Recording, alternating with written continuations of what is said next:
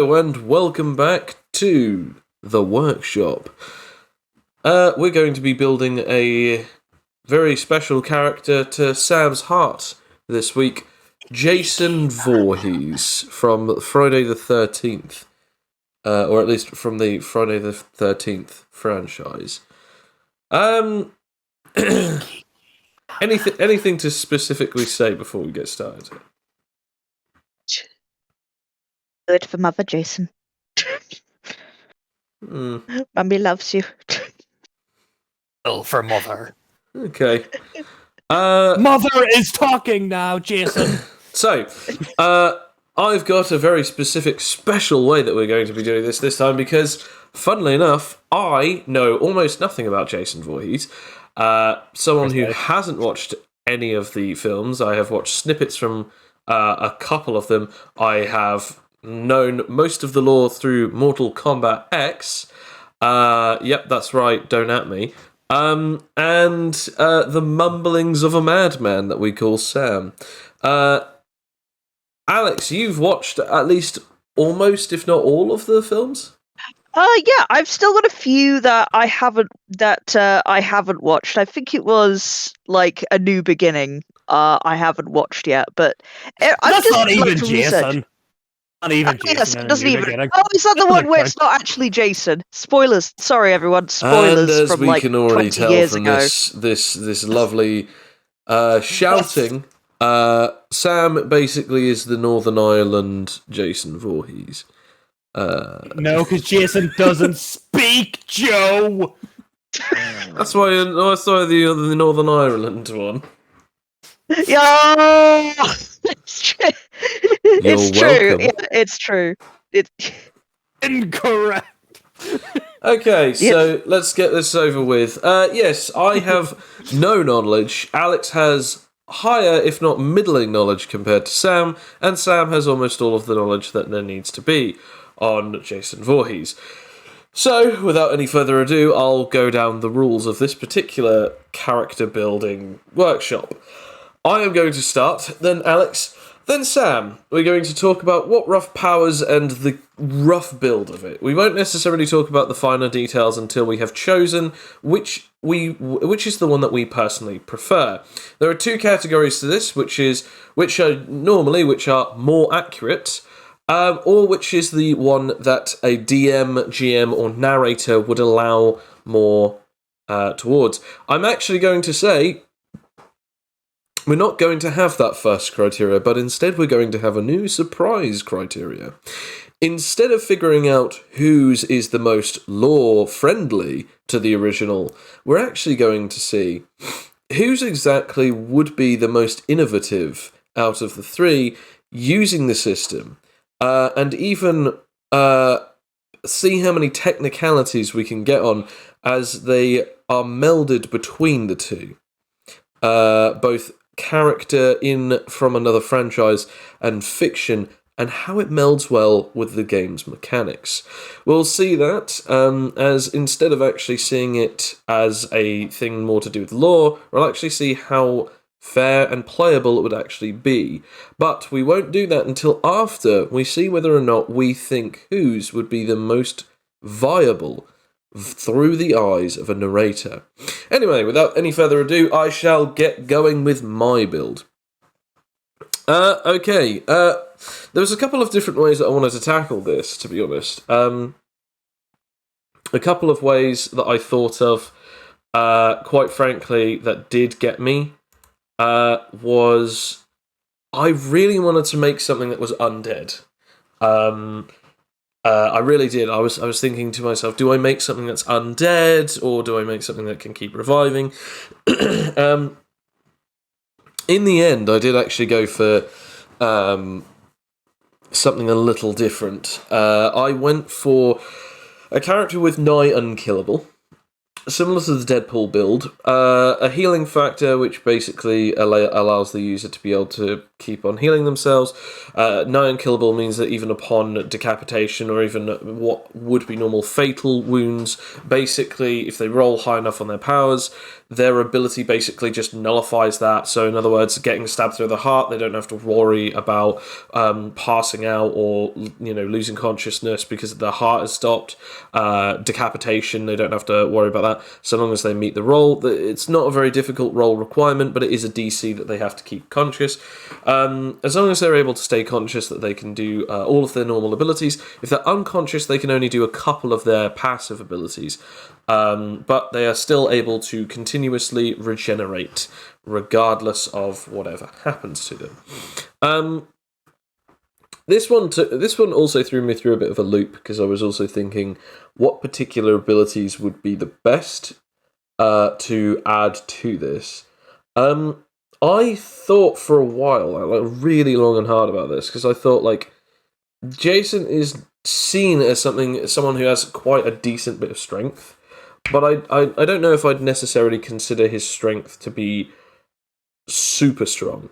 For those who would disagree, I do have an additional purpose for this, which I feel like kind of helps fit the bill, which is body augmentation. And pretty much going down a couple of different abilities. One which is for defense, which grants the user supercon and also damage resistance. One which is also enables the user to boost their healing powers, and one that enables the user to boost their perception. I was going to do one for dex and speed, but I don't necessarily think of him as a very fast character. I know in some iterations, or at least I've heard in some iterations, again, this is all of the lore that I've got from MKX, he has the ability to teleport through fog, or at the very least he has the ability to teleport. So I was like, that's not really due to speed, that's more due to some supernatural ability, so I wasn't going to give him teleportation, because I kind of feel like if we're going for more of the whole concept of him, I would say the main things that he's most famous for is downright being like scary as hell, relatively quite strong. I mean, strong enough to be able to rip someone apart.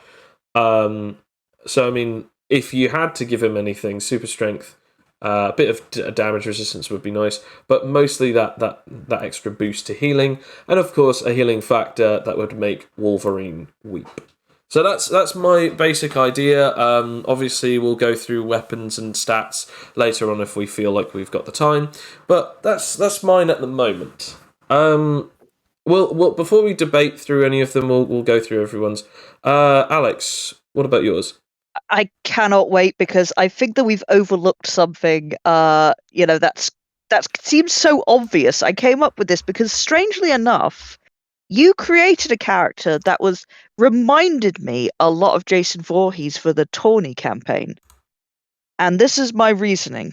Okay, I think that Jason Voorhees in Animite Tales would be an archling. I think that he would have super strength, and he would either have super durability, or more likely adaptive regeneration, depending on what version of Jason you want. And the final ability that Husk Jason would have is environmental symbiosis for darkness. Okay. So yeah, and but I know what you're thinking. It's like, but Alex, they got horns. That's ridiculous. Which is why you will have one addition, for flavor. Instead of horns, Jason has a disfigured, and very hard sort of lumpy face. So instead of doing pierce damage, you just replace it with blunt damage. So you can get extra damage for, headbutting people, which, so it's like Jason a thickened might like to do. Internal set of bones rather than a set of bones that are external. Okay, I quite like that. If you're going to, why don't you just have the mask be part of him? Just have the horns actually grow downwards into the mask. I guess you could do that, yeah. So he can't undo the mask, because that's iconic. Fair enough. Yeah, it's like the Jason Goes to Hell one, where it's actually the skin's grown around the mask. Yeah, something like that. If you want to do that, or you could just have it that the mask is another item that goes on it. So you can have that whole thing where you just sort of like, you undo the mask and they just go, ah! And then he butts you in the face. To be fair, I quite like that though. The subdermal the horns that are like ingrown horns that are like growing in behind, so it like creates this disfigured look on his face, whilst giving him an extra advantage if he headbutts someone. And also another reason why he'd often have a mask on him. I quite like that. To be fair, that's quite cool. Yeah. I quite like that. Sam, your one. Let's see what you got. I mean, you're both entirely wrong. Joe, because yes, he has super strength up the wazoo. I added it to my build, you bastard. I said I didn't say he doesn't have it. I said I'm not sure how much he has. I mean, okay, but you're both wrong. He has healing factor. He has emotional Is it emotional empowerment? Yeah, Yeah, emotional. yeah. Well, yeah, emotional empowerment. Emotional empowerment, because as we see throughout the movies, mostly he starts off. Of course, he would have the unique attribute, or at least the unique physiology of being undead. He'd probably start off with not needing to breathe and probably +1 to super strength anyway. But he would definitely have super dex and super con. I'll tell you why he would have super dex before you at me. Because in all of the movies, he just appears behind people, and he's a big dude. No one hears him. Sees him before the jump scare happens.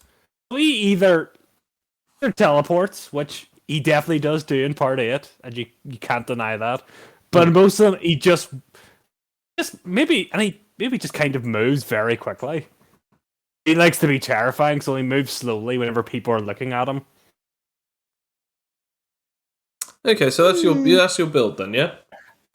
Yeah, so like emotional empowerment with the vice virtue one, where instead of him committing the vice, the people around him committing vice, which he gets empowerment from. Actually, Sam, I know that's not just how it works. It's if the user commits it, or if others around them commit it. So technically, he doesn't need to have that specified. He can just have other people do it around him.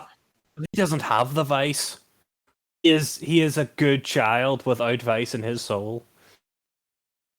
He doesn't do drugs, have premarital sex. If anything, I think wrath is probably his vice.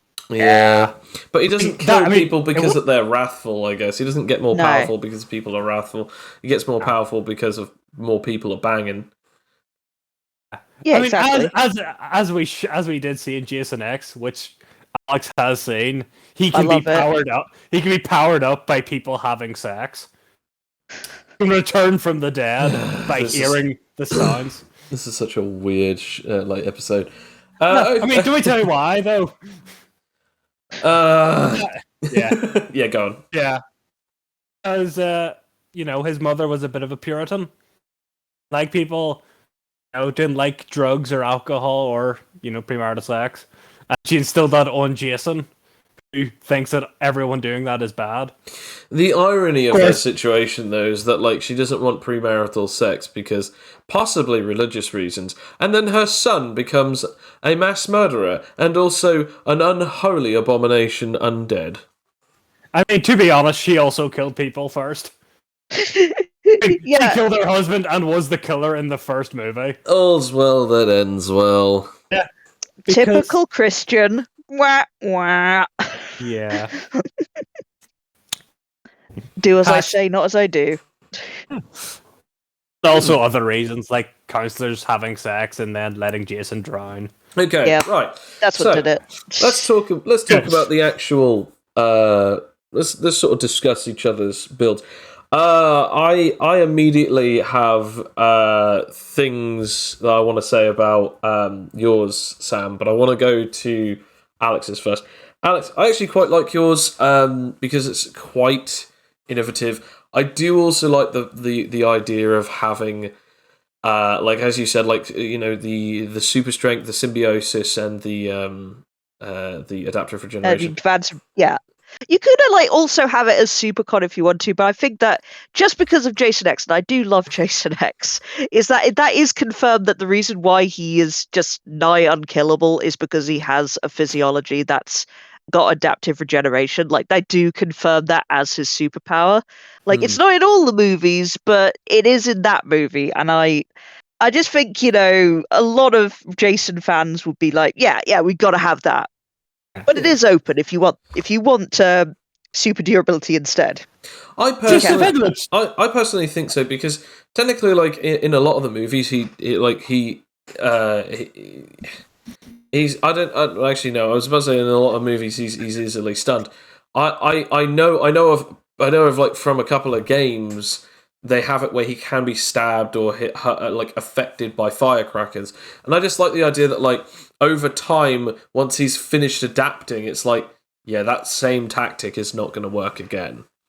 And I quite like that, but again, often he will start with the possibility of vulnerability, and only later, once you've done so much to him, will it no longer be possible to do anything to him. I quite like that. Plus, the symbiosis also grants, I think, an increased speed and dexterity whilst in. Well, yeah. Well, not dexterity. Well, it gives you advantage to stealth, and it doubles your move speed, and it gives you night vision. That's it. So which is that's perfect. the thing. So you could actually, I mean, that's the thing. If you kind of have full coverage, because it's like, you could have like with the other superpowers, you can have like just straight up, dexterity and teleportation to see it. But I think it's more likely, like in the movies, that the reason why Jason like appears and disappears is just because he's so very good at stealth. Like he doesn't disappear, he doesn't like actually teleport. Okay, some of the games literally do have but not literally. Yeah, exactly. He just goes out of sight, like he just stalks his victims, from a close distance, and I think that's more scary. And also, it's like, you get to have super strength with that and the regeneration, which you wouldn't normally get with an anomaly or a superhero. Like you could that has like the full gamut of his powers, in my opinion, at least. With a superhuman, you only have one power, but with an anomaly, in this regard, you only have one. In that, you have a bundle, like a smorgasbord of different powers.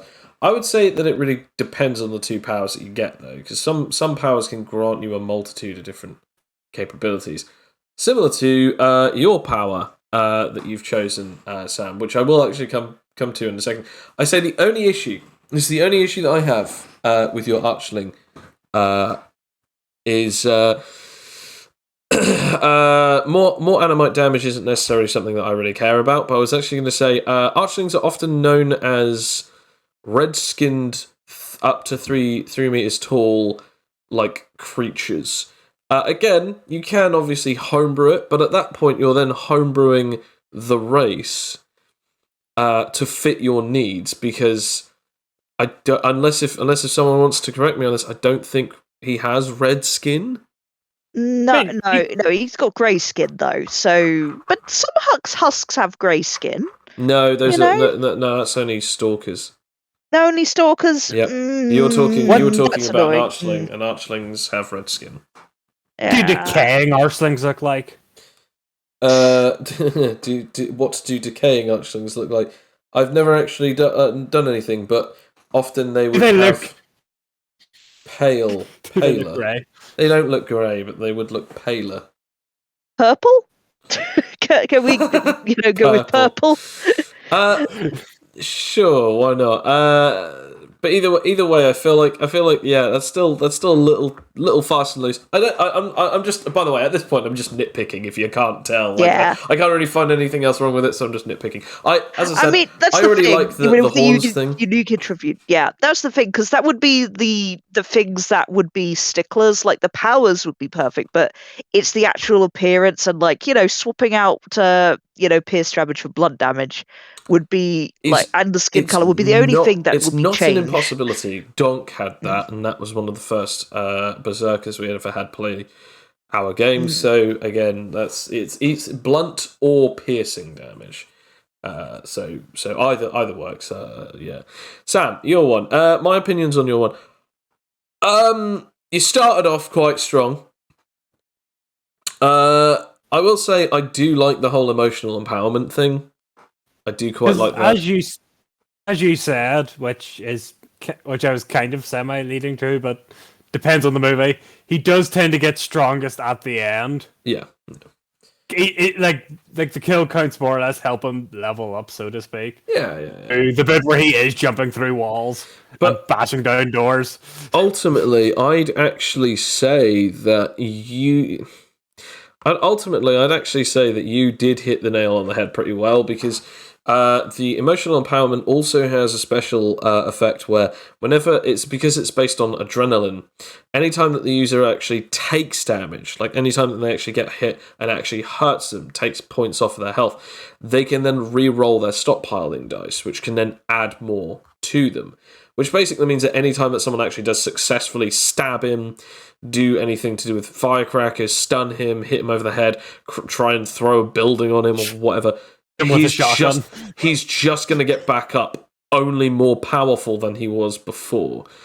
And again, with that healing factor, that damage isn't going to last forever. And I do like that. I really do. I'd say the only issue that I have with it is because of the unique attribute that you'd have to put on it, just because that, you have to have this vice virtue thing. I'd actually say that his explosive anger one would actually work a lot better, but I understand why. I understand why you did it that way, because it's that thing of, well, it's a specific vice that he's getting more and more powerful from, rather than just a specific emotion. So, I understand why you went with that. Again, like, the only nitpick I have was that, again, it's a really good build. I quite like it. Either of you two have anything for mine or each other's? Well, I mean, that's the thing. The weirdest thing is with your one, before I came up with the husk thing, I was stuck on Undead Physiology. Like, I was constantly thinking about, like, what would Undead Physiology, like, look like? Because I was completely stuck on, like, Jason having that undeadness. But as Sam pointed out to me, he doesn't have to be dead all of the time. Yeah, because in the first, like 2 to 4, he's just a guy who's alive. Yeah, exactly. So it's like, it's not necessarily a thing. I mean, it is iconic. Don't get me wrong, it is kind of cool, but it doesn't have to be that. So it's just a problem with, like, you have to go really far homebrew thing, but you don't necessarily have to go that far homebrew. You don't have to have an undead anthropial in order to, like, have it work.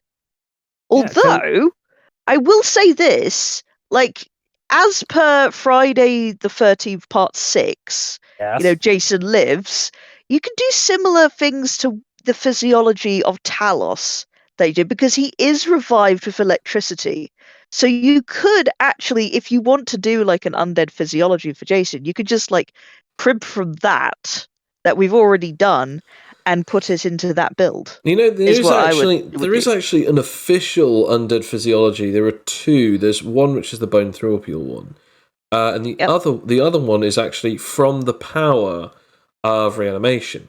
And it states that, like, the user can take bleed damage, but they're immune to the bleeding ailment. So it's like they can, like, become dried out and stuff.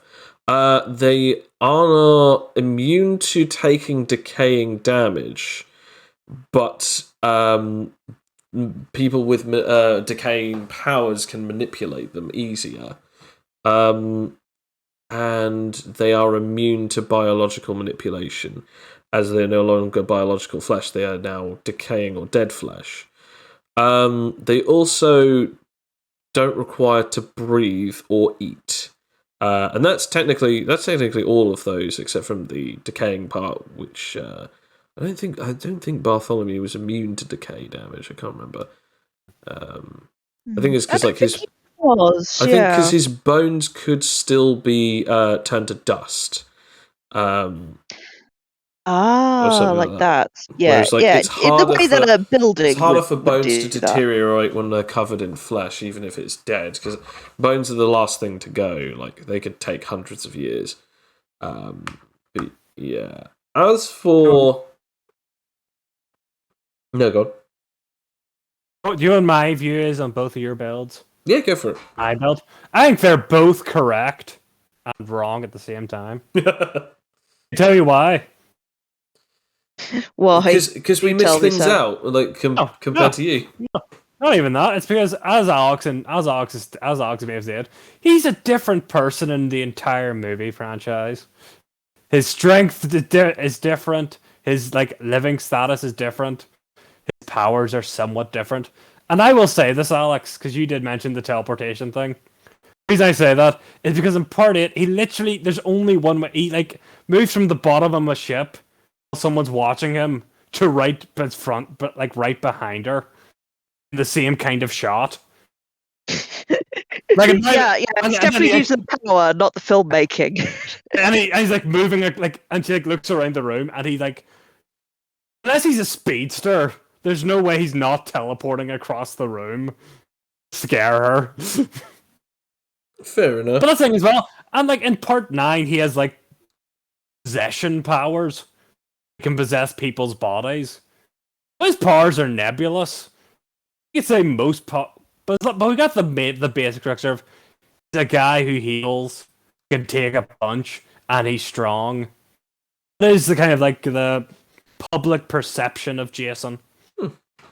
Fair enough. Okay, so we'll go through our 2 criteria then. So, out of the 3 bills that we've now just recently made, what do you think would be the build? Okay. What do you think is the build that best integrates the lore and the powers into the build, both being able to be used mechanically and with the lore? We've sort of talked about this already, but I want to say it's. This is a tricky one, because for my opinion, I want to say that it is your Sam, but at the same time, I also want to say that it's actually Alex's, which is tricky. Say it's Alex's. So I'm gonna let you 2 discuss this as well. It's key, ma. Give it to me this time. What about you, Sam? I mean, I would have to say mine, only because if you can't as far say as I yours. know, only because as far as I know, with Alex's one, if they were to get stabbed or straight up killed, I don't think they have resurrection, even with adaptive. You adaptive could, resurrection is an ability that they get, and if they revive, they cannot be killed in the same way twice. Yes, exactly. I mean, it does get killed in the same way 3 times. Well, yeah, but in the same order though. And yes, he gets drowned in the lake. It's drowned twice. No, technically he doesn't though, because he isn't actually drowning at the end of 6. He just gets he gets chummed with a motorboat, but he's still actually alive, so that doesn't count in my mind. In your mind, but I'm going to have to say he's still killed at least the same way twice. Okay, out of the 2 of ours then, Sam. You can't choose your own, but out of the 2 of ours. Probably still I want to go with Alex's. Okay. Mostly because it kind of does work for all of his kind of powers. This is why I'm stuck between both of yours, because it works in both ways. Yeah. May I fight my corner for a second? Why I think mine is the best. No, you have to choose one of our 2, and then you can fight yours if we see fit. All right, fine then. I want to hear the argument. After we hear your opinions on the other 2. So, right. out of the 2, which do you think integrates that lore and mechanics executedly? Execute those 2 together. Sorry. Well, I would say that, for both it would have to be Sam, because not just because it's like, oh, it makes sense lore-wise, but because it would be pretty easy to build. If you're one, I think that there's like more fiddly stuff to kind of do, whereas if you want sort of like a basic, Jason-like, it's like, okay, here are 2 powers, go nuts with those, and like, oh yeah, we'll change the one thing, so instead of like, feeling the emotion, it's like witnessing, lust. That will be the thing that does it. So it's like this situation empowers you, and that's how that's done. It's like boom, done. Finished with that, and that's the reason why I would choose it. Okay. Okay. So fight your battle. All right, this is what I think. What I think mine is better. Because Jason is often described not as a human, but as a monster. And husks are associated with the monstrous and being monsters. Like being mutated, essentially. And being, to some, horrifying. And that, I think, is associated a lot with Jason Voorhees. It would be like... And that's why I was reminded so much of your character. I forget what it's called. It's called Namu, who's like silent and was a bit of a homebrew husk himself. Nomura. He was based Nomura. around the Nomu from My Hero Academia. Yeah, that's it. That's because he was silent and he had that regenerative power and he was intimidating to all hell, and also had a different skin color. It was like more purple. Yes. But yeah, it was like, yeah, I just immediately thought of that, and it's like, yeah. What? Who else could he be but a monster himself? Do you want to go off on a technicality here, Sam, or do you want me to do it? I mean, I kind of want to hear what your technicality is first before I do my objection. Okay. Jason Voorhees is considered a monster because he has powers that are unnatural to the world, or at the very least can perform feats that are not like normal humans. On top of which, it is also... Hang on, I have not finished.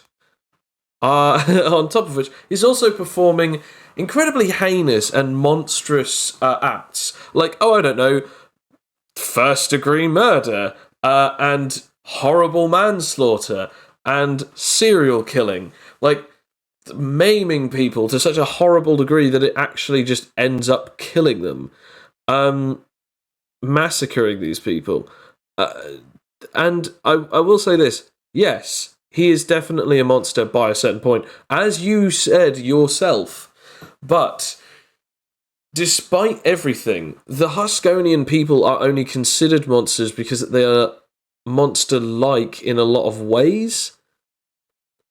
And I feel like you're trying to get us out on a technicality.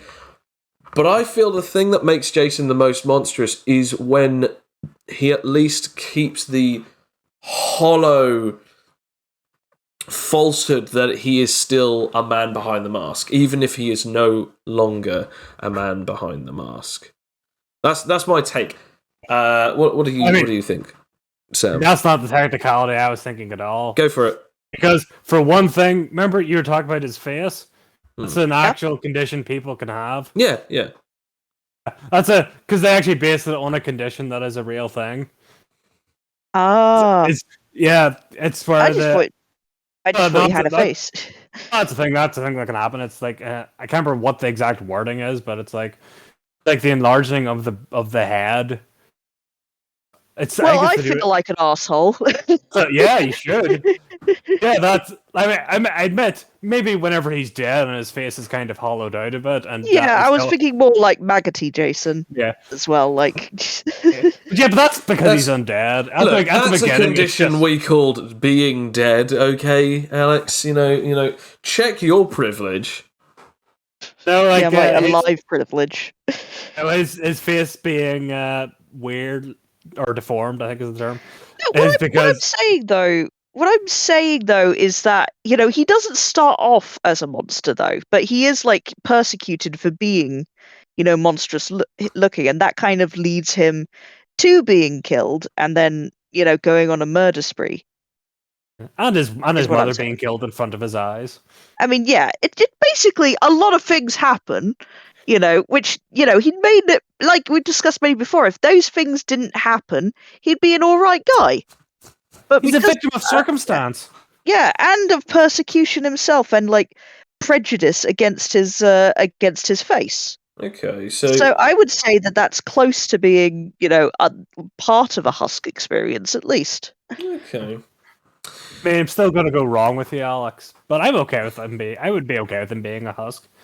He'd be like Animite Jason, as opposed to normal Jason. Okay, so I've got my verdict. Because I am the tiebreaker. No one chose my power. So Yeah. No offense. Okay, well, no. fair, Mine was I will basic. give it an honourable mention. Mine was basic. I'm not even gonna bother about even caring about that. You're both wrong, by the way, but we'll get back to that later. It's a tricky one because the thing is, I can say it's Sam's, because of X, Y, and Z, and I can say that it's Alex's for Q and W. But I don't know. Like both of you have got some really compelling arguments. So who's the one who's watched all the Friday the 13th movies?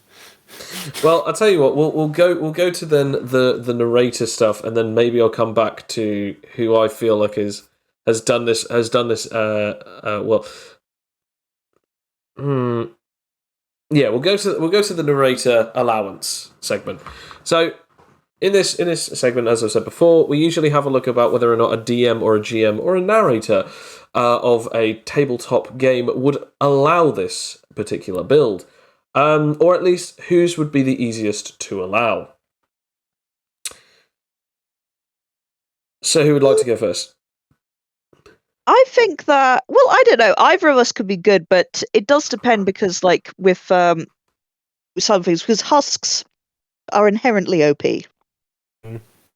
Like, and I feel that, like, I think if you're going to do my build, it would have to be like he starts off very low level, and then he builds his way up. I mean, Whereas yeah. Sorry, Sam. Sorry, he can start off as part 2 Jason, where he's not that strong. Yeah, and then you build up to that. Yeah. I mean, say that, but an Archling has Supercon, and an Archling has Supercon, and you said that they start off with Super Strength, which means that they then start off with +3 to Super Strength. Saying that they don't start off that strong would be an incredible like underestimation of how powerful you'd start off. Okay, part 4 Jason.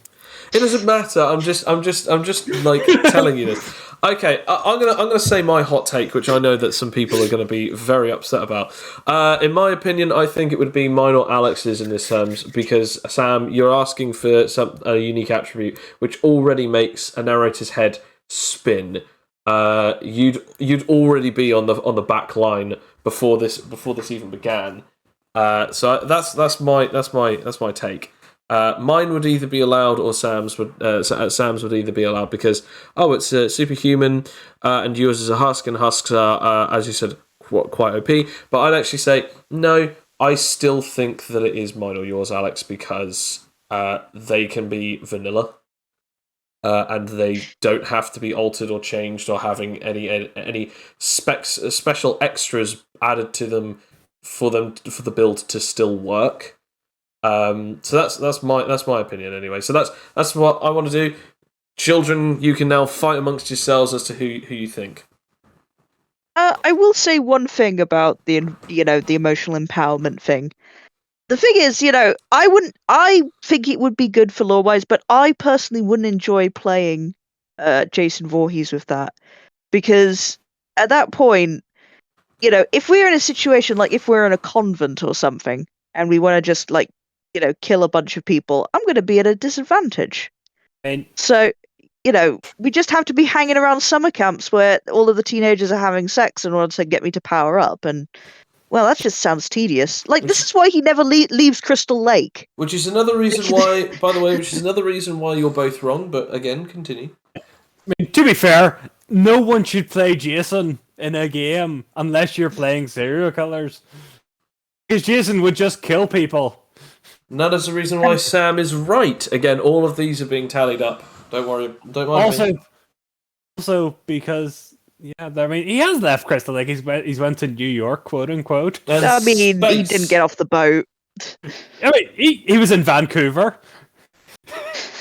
Didn't he go into space as well? Or is... Yeah, he did, and that's what I'm saying. Like, you know, he gets powered up a bit by having like holograms, so have kinky sex in front of him, but that's only one instance. He is just ridiculously OP regardless. And yes, it is like the sexiest ship. Like, pretty much everyone on the ship is having sex for some reason. But it's a he doesn't see it. Yeah, he doesn't exactly see it. Like, he's still, really overpowered. Senses it. How does he sense it, though? How does he sense it? Does. He just has the sense. He just he's like super hearing. But at that point, Sam, you're then stating that he has an ability that the other original power doesn't have, which is then the ability to sense it without being able to see it, because the user has to perceive it, meaning that you're then adding an extra ability to this unique attribute where they can sense and perceive it regardless of hearing or seeing, which at that point is even more OP. I'm not saying this is a viable character to play. Not saying that. I'm saying, to the best of my abilities, I'm trying to make the supernatural being Jason Voorhees in this game. I'm just saying what he can do. I'm not saying I would implement that part into the Jason that I would make if I was playing him. You'd still have that. He just has to see it. You've made me sad, because that could have potentially tilted the last category in your favour for me. But do you want me to also add that if he explodes and people bite his heart, they'd be possessed by him? It's too late now. Sam. But no, as a narrator, because I can say this with absolute clean clarity, I would allow my build or Alex's build. If I can't choose my build, obviously I have to choose Alex's. If I can choose my build, I would choose my own. Purely because that I know that some would say, no, I don't like the idea of you playing as a character who has X, Y, and Z, or no, I don't like you playing as a different race that has X, Y, and Z. But I still like it, gosh darn it. It works, the deformity, the fact that there are different race, they'd have more health than humans, superhumans, anomalies, and also more health than Omegans. They have the most health as a starting class. They have the ability of a taller height of all starting classes. This thing starts off with a +3 to super strength and a +2 to super con as a starting ability. I have to be honest, as a narrator myself, I'd allow this version of a Jason Voorhees to be played. Easily. I'm not saying that I wouldn't allow yours, Sam. I'm just saying that Alex's is easier to allow. Yes. That's my opinion. Out of this category, the point goes to Alex. What about yourselves? I'm just so happy that I've won something over Sam for once. I mean, I must agree that if I was a narrator, not that I would ever let. And I mean, I am a narrator now, actually. Yeah, you do. Yeah, we've got a game on Tuesday. I do. I would never allow someone to play Jason Voorhees in any of these instances. We're talking more about the specifications of the builds rather than power-wise, I'd probably allow both you and Alex's. Yeah. But closer lore-wise would be Alex, only because those are powers that are in the manual, like in the book. You can see them clearly. My one is a bit like jimmery pokery, so to speak, but only mildly. And to be honest, I mean, your funeral. I mean, I look. I've played with characters who have healing factors before. An adaptive regenerative healing factor is nightmare fuel. So again, good luck with that. But to be fair, you already have someone who has that power in your current campaign. So again, good luck to you. Okay. after speaking with the both of you, I've realised from the last category who integrates the lore best with the mechanics, like what meshes well.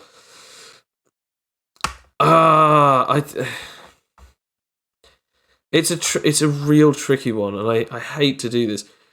Sam, Alex, Sam, you said something that kind of made me consider it for a second, where you said about the whole thing of like, oh well, actually he can also sense it, thanks to his unique attribute. And I was like, ooh, actually, that could be an interesting add-on. But as you said, like, oh, if you want, I could add that, or I can change this, which meant that you didn't originally think of that for the build. I had thought of it. So I didn't think it for the build, but I had thought of it before because no. But you didn't think of it for the build, is what I'm pointing out. Because of that, I'm going to have to give the point to Alex. Only because that lore-wise, the one that has been integrated the most intricately was Alex was just like, how do I get the most amount of powers to fit in the most amount of ways without having any amount of homebrew, or as little homebrew as possible, to the point of which all it was like, can I have a skin pigment change? And can my horns be on the inside of my face? To create that sort of deformed, skeletal structure on the skull. I like that, because again, it adds flavour. Yours adds mechanics, and I like that, and it does do well, but I still think lore-wise and mechanical integration with the lore, I still think, yeah, it was a better choice to go with that.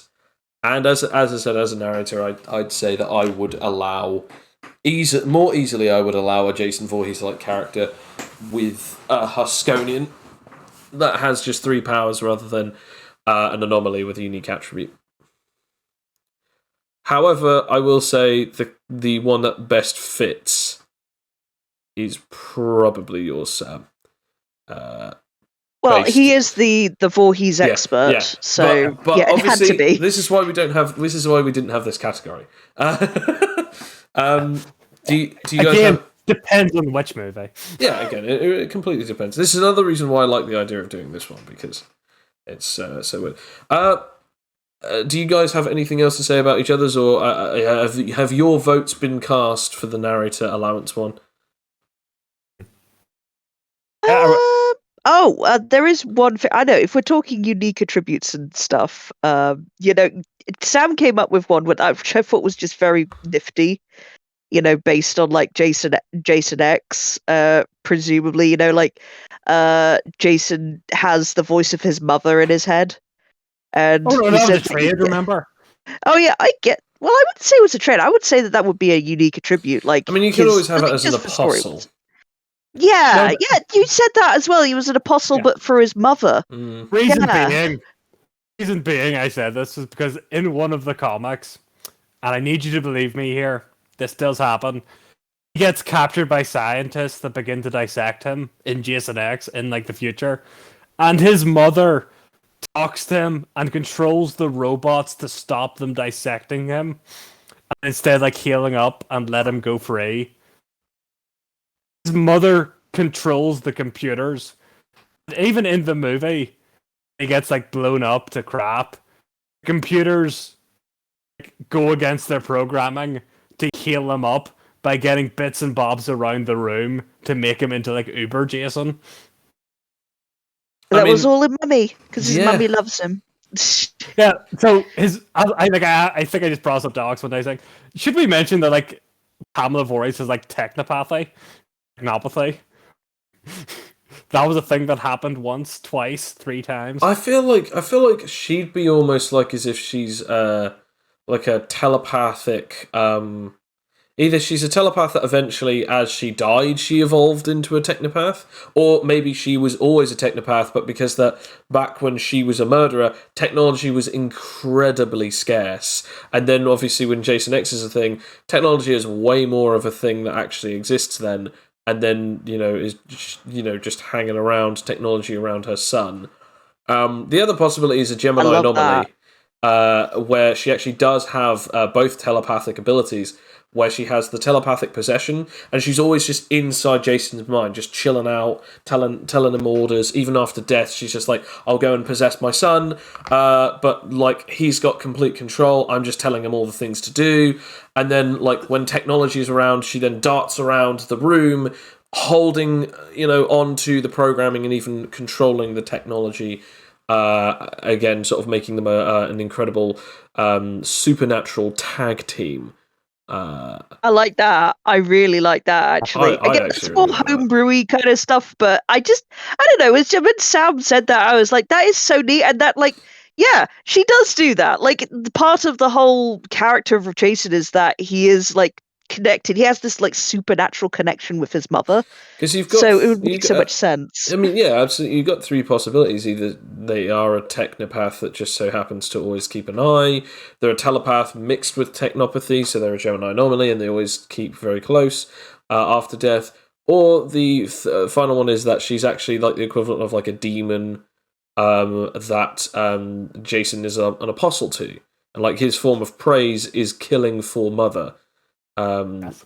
And that's his sort of reward system of like gaining more power through his apostle abilities. And maybe all of the apostle abilities are just kind of the concept of his concept of prayer is thinking to his mother. So it's like he's just like stood there or sat there, lying there, standing there, running there, walking there, or even like buried underground or buried in the water there, and then suddenly uses one of the apostle abilities to suddenly do something like, I don't know, teleport to one of the victims, or to break out of a situation that they normally wouldn't. Like, again, like the trade system is so open, but again, that is so heavy on the allowance of the DM, of the narrator. But again, it would be very interesting and impressive to see something like that. I'd quite like to see that, but I will say this: like, out of all of these, we're all wrong, and your guys are definitely worse. How dare you? All of this was a grand ruse. The only way to make Jason Voorhees is to actually make him a Category 3 creature, not a playable character. No trades, no powers, no nothing. Everything he has is a racial feat. And actually all of his weird-ass abilities are just special effects and abilities for being a supernatural creature with all sorts of different special effects. And he would be, of course, a Zayton level, meaning that he'd have 25 special abilities and feats that would have 0 downsides, meaning that it would be incredibly difficult to kill him, just like in the real movies. However, obviously, that was not the point of this. I just wanted to say that. I mean, yeah, that's probably the only way you could play Jason is like as the narrator. Yeah. Like Jason should be an NPC. Yeah, he should be a monster. He should be the big boss, or should be, as you said, it should be an NPC. He should not be a PC. Not saying that you can't, but it would be very difficult to do so whilst being on the side of a team, unless if, as you said, Sam, and this is why I said correct, unless if you were all murder hobos, like or like it's like pre-Mother's death and Mother is part of the team. Like Jason is not the serial killer; it's like just Mother's there. Like, you're such a good boy, Jason. Let us go, Jason. It's like the camp counselor Jason one, the AU, which is totes adorb show. Yeah, I'm so glad you like that as well. I love it. It's just, what if like Jason grew up wholesome and didn't die, and he's just this really buff but physically deformed sweetie pie camp counselor. Because it's so lovely. Jason is a good boy. A good boy. Yeah, we can all agree on that. He's a victim of circumstance. The only reason he kills is for his mother. Exactly. And take revenge on the people that allowed him to die as a child. Exactly. Wait, what? Allowed him to drown and then remain alive, but living in the woods for some reason. Never explained.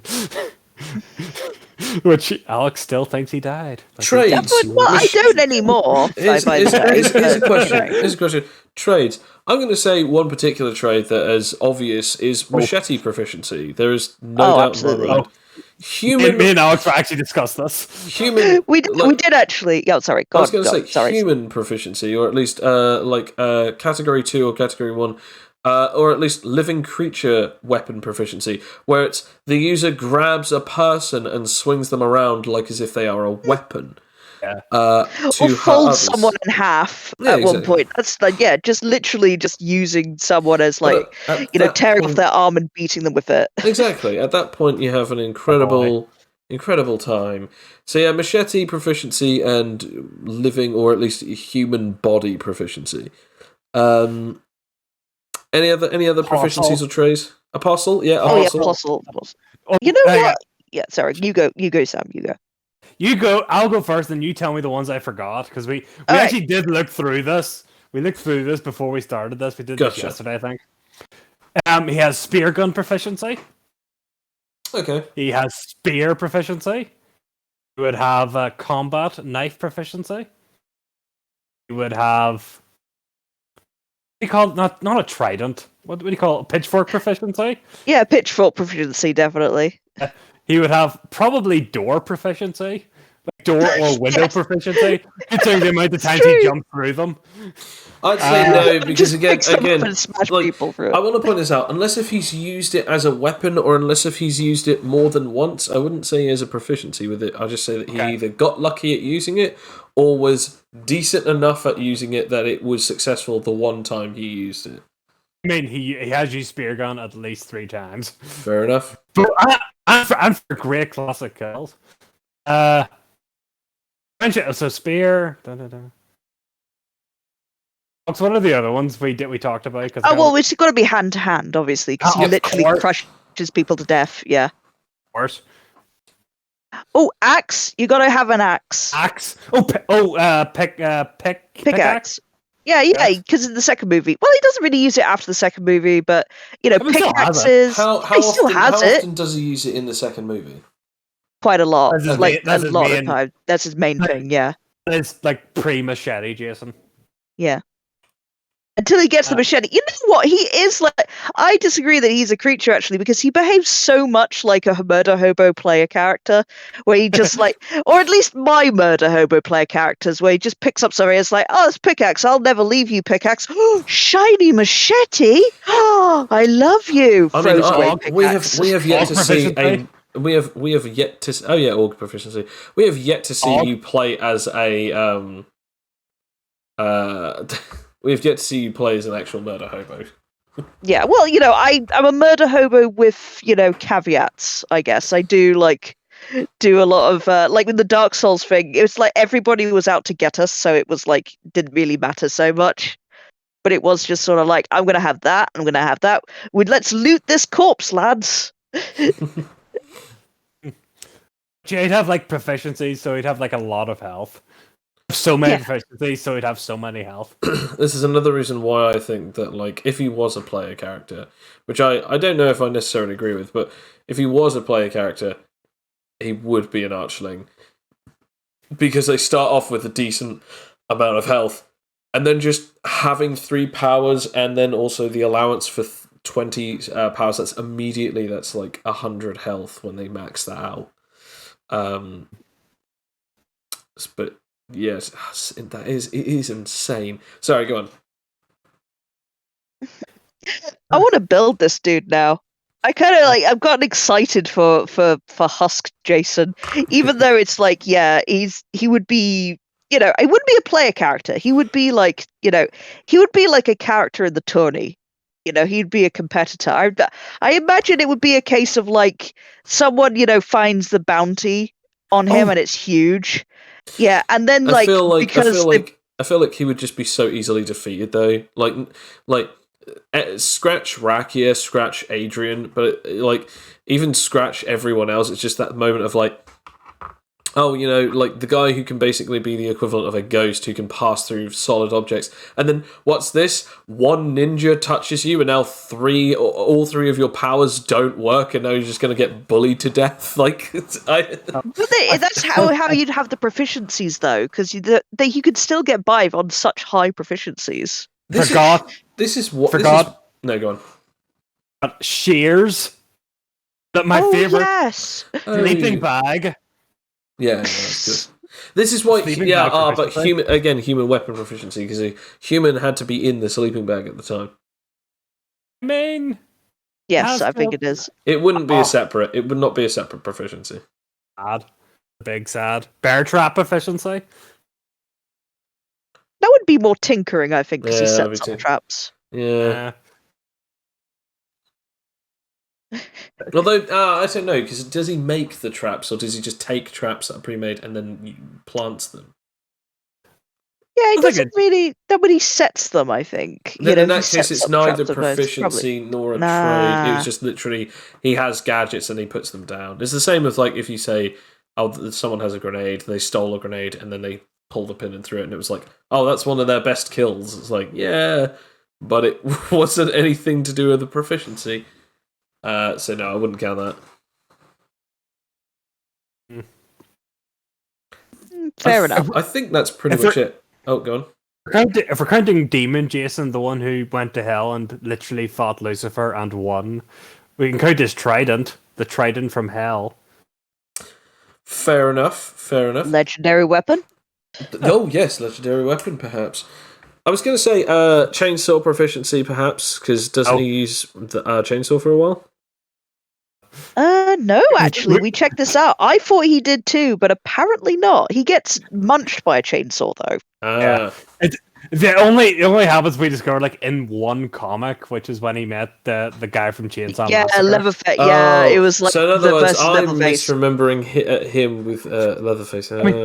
Yeah. We also discovered this. Remember, the way Jason like wears the overalls? Yeah. Yeah, he has a different. Yeah, that only happens in like the last movie. Part 8, isn't it? Yeah. Everyone remembers him with the overalls, but he's not. He has a different outfit every time. He's like he's got a fancy shirt, he's got jacket, he's got like, the jeans. Yeah, it's like, I always thought all this time that he was wearing overalls all this time, and I've been completely wrong. He just wears a sensible shirt and trousers and like shoes most of the time. The only thing that you can tell is Jason is he wears a mask and he's a slightly like weirdly round head at the back. He could be wearing almost anything. Alex was saying they want at some point him to just be wearing shorts. Yeah, a Hawaiian shirt with Jason. Hawaiian shirt. Jason takes Hawaii. Yeah. That would be great. That should have been the Jason Takes Manhattan movie. Jason Takes Hawaii. Yeah. Well, I think that's pretty much everything. That was how to make Jason Voorhees in Animite Tales. Now, if you are interested in Animite Tales and any other kind of Animite Tales like content, please definitely don't forget to like and subscribe, as we do many different types of videos. We do power podcasts where we talk about different powers and tropes within fiction, and not to forget, we do these where we build characters using the Animite Tales system. If you're interested in watching anything to do with a tabletop RPG known as Animite Tales, definitely stick around and see some of our other streams, where we have an entire playlist so far of the current campaign that we're running, known as the Crucible of Avarice, a tournament-style campaign. That's pretty much it, and if you'd like to hear from us, or even like to tweet at me, I am at Animate Tales on Twitter, or at Obscuracom. Is Alex? Yep, that's me. I'm Obscuracom. There we go. You can follow me, I guess. I talk a load of rubbish on there. Some of it is Animite Tales, most of it isn't. And I don't have Twitter because I like to be seen. That's absolutely fair enough. Anyway, thank you very much for listening, and as always, have a wonderful night. Bye!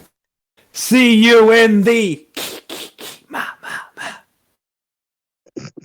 Okay, anyway, ciao ciao for now.